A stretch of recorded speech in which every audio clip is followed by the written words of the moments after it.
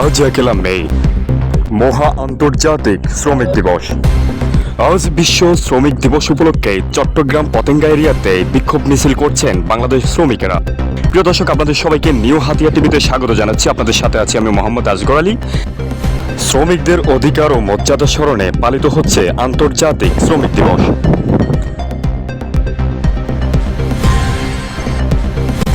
যাকে সাধারণভাবে মে দিবস হিসেবে জানেন সবাই। এই দিনটি শ্রমজীবী মানুষের অধিকার আদায়ে সংগ্রামের ইতিহাসকে স্মরণ করার দিন।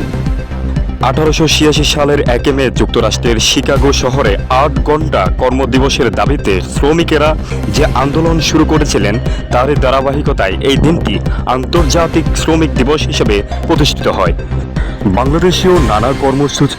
বাংলাদেশেও নানা কর্মসূচির মধ্য দিয়ে দিবসটি পালিত হচ্ছে। জাতীয় শ্রমিক লীগ, বিভিন্ন শ্রমিক সংগঠন ও বামপন্থী দলগুলো র্যালি, আলোচনা সভা এবং সাংস্কৃতিক অনুষ্ঠান আয়োজন করেছে।